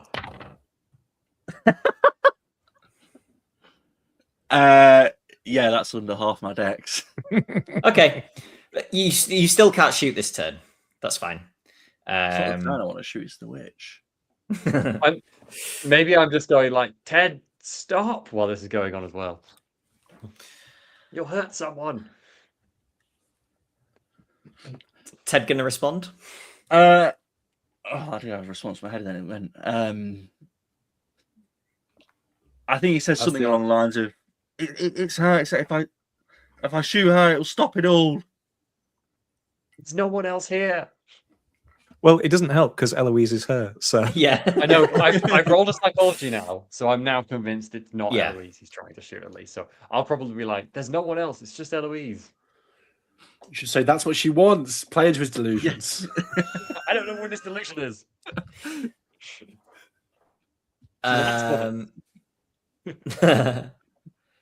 Okay.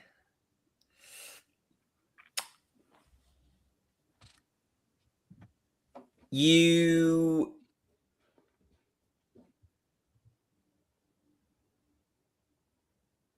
all die. you hear Arthur, Lord Vane, kind of exclaims something.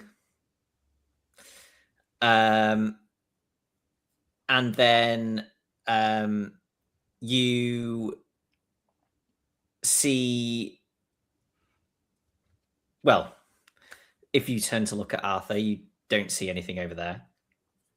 And then if you turn back to Eloise and where Lawrence was, you can see that Eloise has a needle.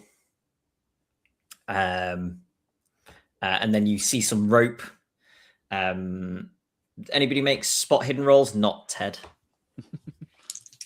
I'm keeping an eye over the situation, so hopefully I'm miss it distracted completely. Miss trying it. to get this gun.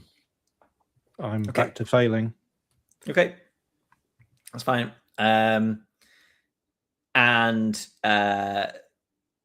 you see, I rolled a 4 for Lawrence. You see this rope very sort of expertly wound around the arms, and you can see that already the ghoul is becoming more docile, and eventually it kind of drops down to 2 knees, and Lawrence kind of puts his hand to the side of the ghoul's head and lowers it to the floor gently. Yeah. And removes the needle. I'm apologizing to Lawrence for having to hit his daughter. You know, well, you can see that he's got a little skim from maybe a bullet on the side of his abdomen, and he's kind of nothing to apologize for. Do you want some? Can I use some? If he needs first aid, I am actually competent-ish at He first says, aid. no, I'm fine. It is like a nick. You think you can see that there's some blood through his shirt, but you think take the pocket knife out. Like, I've got this. There's a bullet in there. I can help. And I would love a tick in my first aid roll. Never mind, that's a joke. You hear Arthur say, "Thank God." It's got to be that cave network. It's got to be the cave network. Somewhere in that dungeon, there's got to be a way out that we're not thinking of. Was she in the dungeon, or did you not? Did this come on all of a sudden? No, we'd still panting. We'd put her downstairs, but we'll come up with an alternative. We'll stop her escaping. By the way, has Jack's calmed now? Has Ted calmed down now? Maybe not. That's up to the keeper, because again, Ted doesn't care about the ghoul. Yeah. While they're going on, he would have still been. But I will say this: if he's not in a violent rage that he will just get to anyone regardless, because that's one of the other things I could have suffered from. But you're not oblivious to the fact that you're shooting in and around people. It's not like you don't know that we're there. So I won't be talking to Lord Vane then. I will instead be talking to Ted to try and talk him down. All I'm focusing on is trying to talk Ted down, just calm him down, stop him pulling the trigger, persuade him that it's going to be okay for now. Just take a moment, talk to us, we'll figure this out, etc. I don't know if this is meta game, but if the other two are sort of in front of him, that he can't actually get a shot off where he's actually aiming for. Yeah. Yeah, but I think by the time that you have tried to move around to get a clean shot, you probably kind of blinking, and you blink one time and she's there, and you blink again, it is gone, and you're kind of starting to come back around from it a little bit. And yeah, Lawrence. I will slowly take the gun from Ted's hand as it presumably stops resisting so much. I think as well, Ted will be asking mainly Winifred, if you saw her though. You saw the witch, didn't you? She was right there. There was only Eloise. It was only her. There was no one else. I don't think. There was definitely someone there. It must have been her that cursed them all those years ago. Yeah. Mr. Harbus, why don't you and I go sit down next to these trees?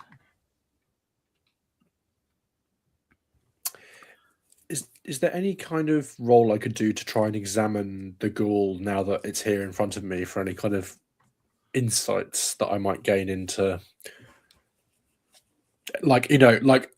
obviously if it was covered in runes, that would be one of the insights.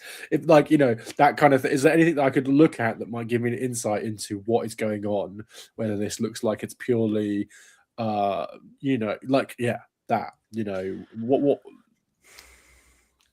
There is nothing that would give away to you at any point that this isn't what this always looks like, or that it certainly doesn't look to have been a ritually created thing or anything like that. Yeah, I guess what I'm trying to understand is the nature of what this thing is.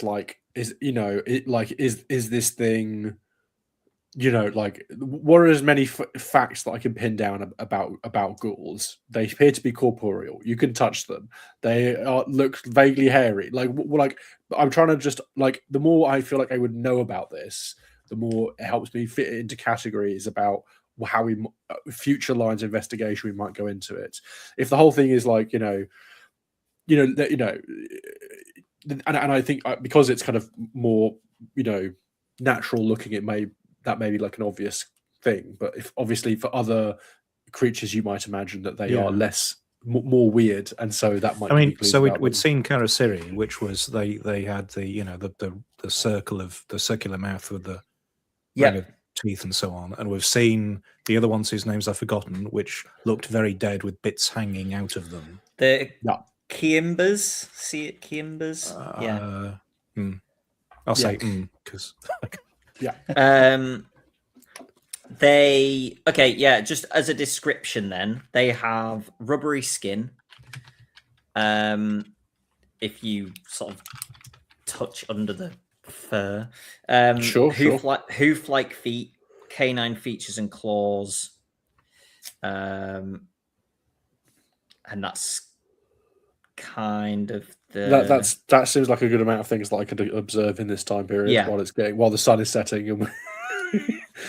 You also saw it had kind of fangs, but that kind of falls under the canine features, I guess. Like, does it look like if that thing had got me? Like, does it have claws that could that would rend someone's guts out if I'd got the wrong end of them? I was like, okay, well, that's good. That's really important to know. So that's I'm like,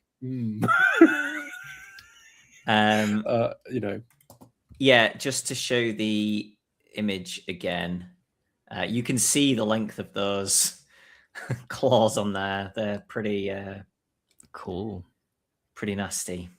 Yeah, I not in a kind of blaming way, although who knows how it. I know I will be saying we got really lucky this time. Not on a kind of not trying to tell anyone off, but just like we got really, really lucky this time. We'll make sure it doesn't happen again.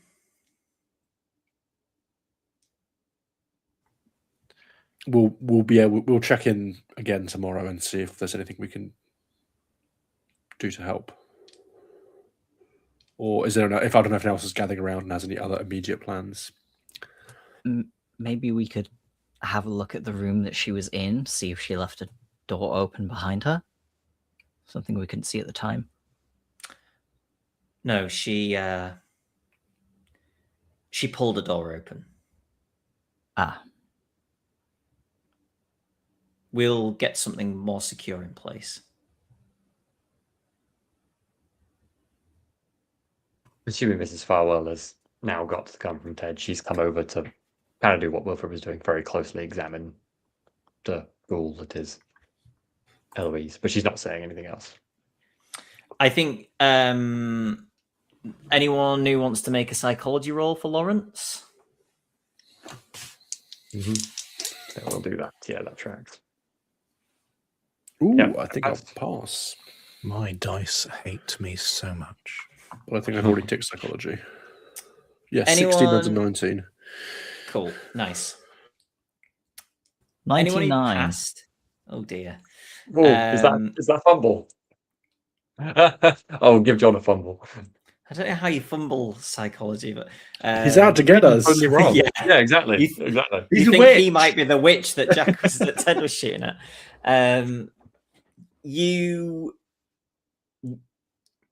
You've seen this sort of different face fall over Lawrence.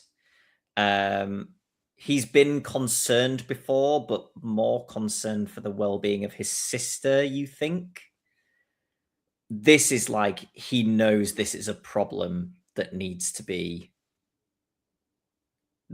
not taken care of in the in the sense of like he's gonna take her out back and shoot her, but like this cannot be allowed to happen again.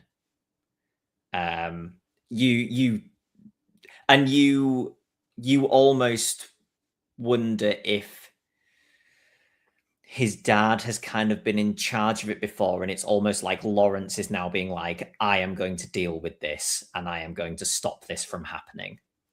And like everyone who passed, there is no doubt in your mind that this is not happening again.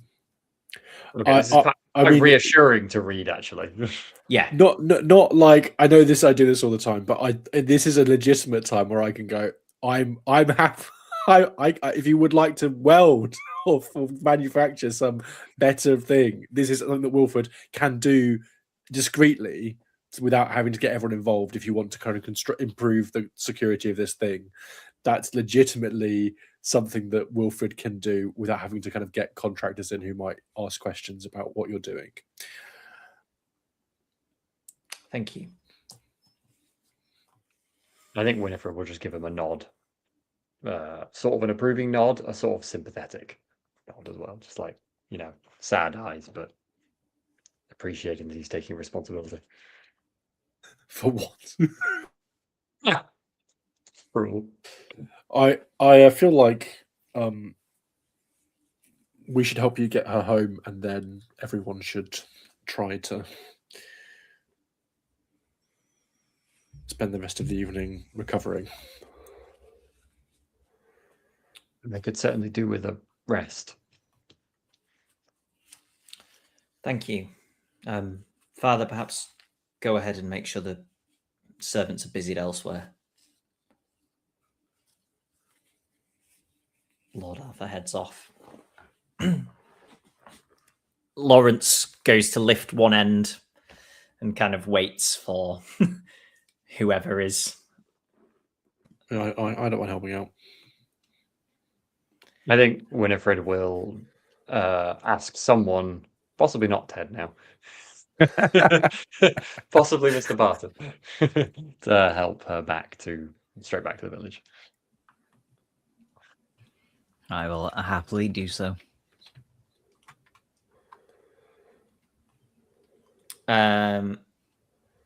So Wilfred and Lawrence, he takes you down through the house to the section that you had seen previously.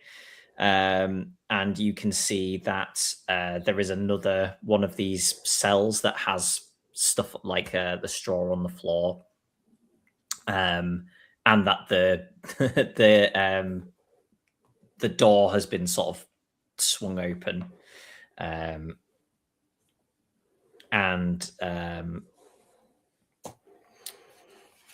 Lawrence says, we'll just put her back in here. This should keep her out for a while, and I'll get some chains.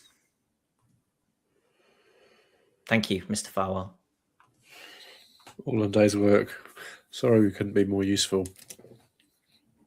Well, I'm not sure anybody could have been more useful than that. Very appreciative. Won't be forgotten. There's a chance that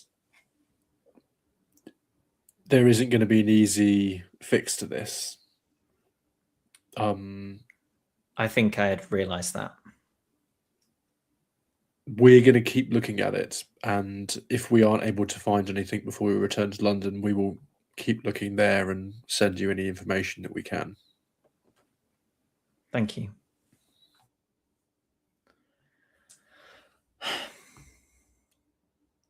Well, I would at least like to, for now, cover your stay in the village. I think it's the least that we can do. We'll have to. We do have independent means, but that's very kind. I'll be in touch with you about your offer. Yes. And I suppose if you said you'll visit tomorrow, then we'll see you tomorrow. Talk tomorrow.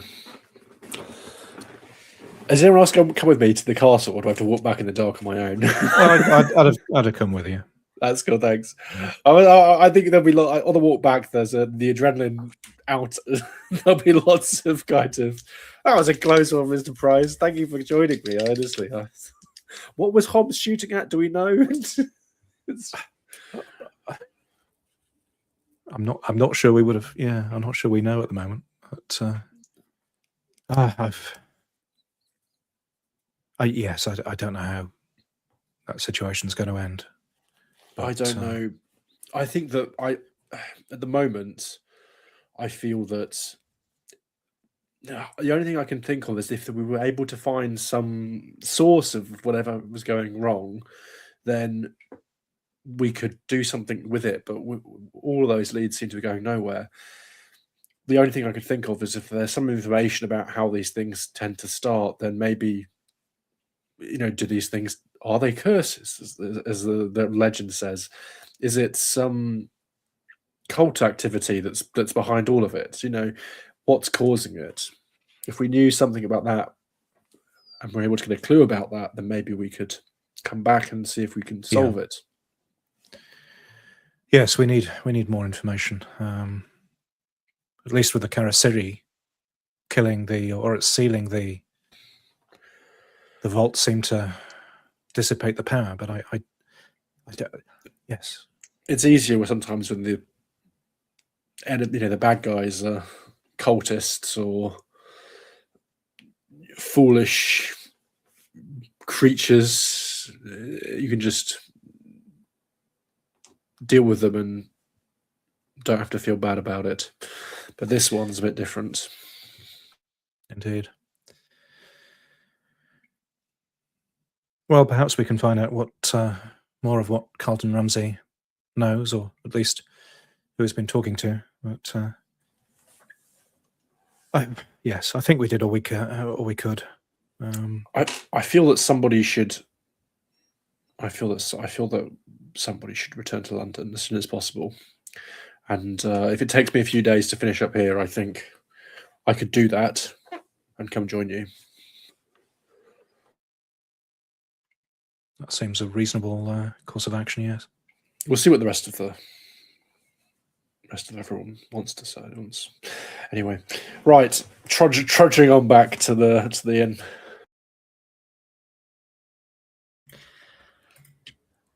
Can I try a first aid roll to try and patch Mrs. Fowle up a little bit when we get back? Yes. Fighting over first aid rolls. While you're doing that roll, I was also going to ask: did Ted come back directly with us to the town? I would have tried to drag him back, or at least encourage him back. I mean, the Vanes have spare cells. Just takes himself.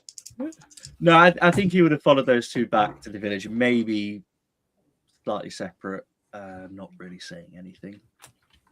Yeah, okay. I was going to ask what state he's in, but I won't bug him if he just walks back by himself. I might actually, if I see Ted, I might kind of come up and say, there's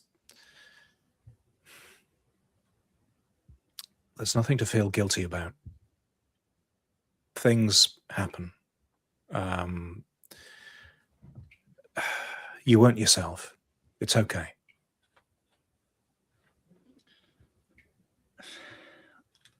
It's kind of you to say that, but something could have happened, I guess. I think I just need some time to process this. That sounds like quite modern talk, actually, for something, doesn't it? Processing his emotions. I just need a minute to stiffen my upper lip. Yeah. Regain my composure. That's it. Yeah. Yeah, that's the one. Yeah. John, how did the first aid roll go? That was a success. Okay, so 1 hit point back, Sam, to Mrs. Farwell. Yeah, thank you.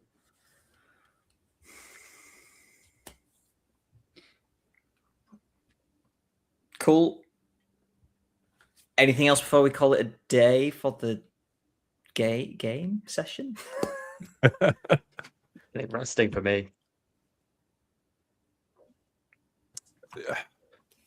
I think Edwin might well see what whiskies. Yeah, I was about to say, let's go for a pint. I think cool. Ted will pretty much just try and take himself off into his room as soon as he gets back. Like, put some Linkin Park on, deal with it.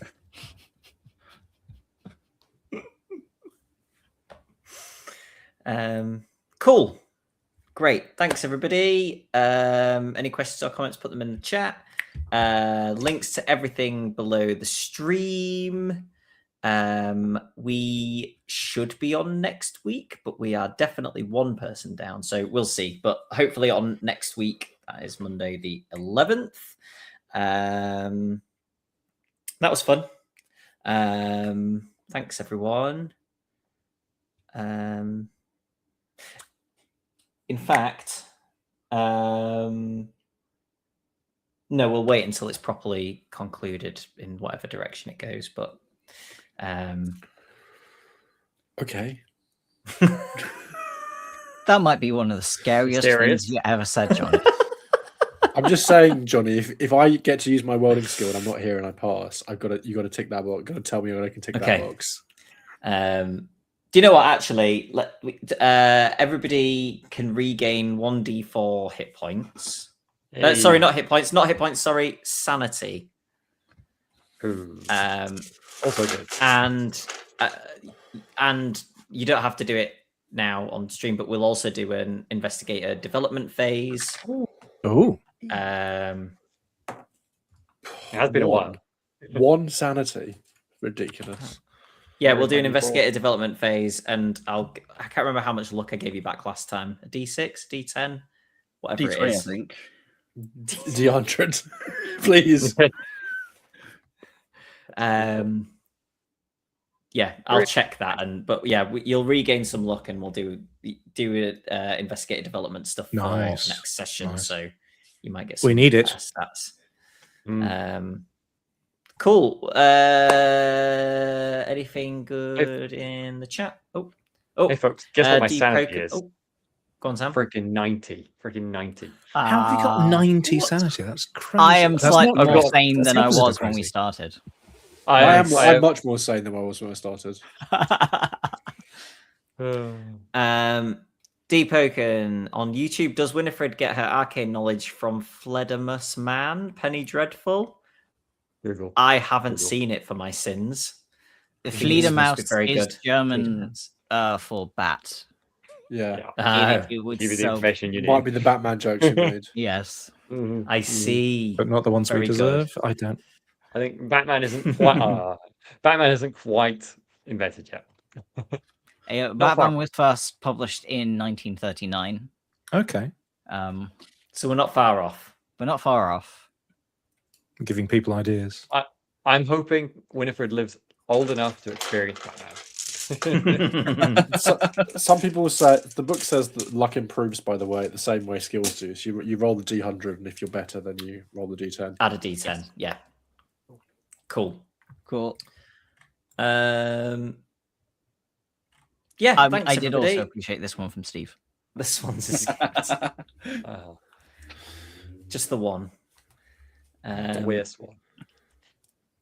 Yeah, thanks everybody. I think we will be on next week, so we'll hopefully see you next week. And Wilfred might be welding. But yes, Maybe. I look forward to hearing how everybody's investigator development goes. And yeah, hopefully see you next week. Cheers, everybody. Bye-bye.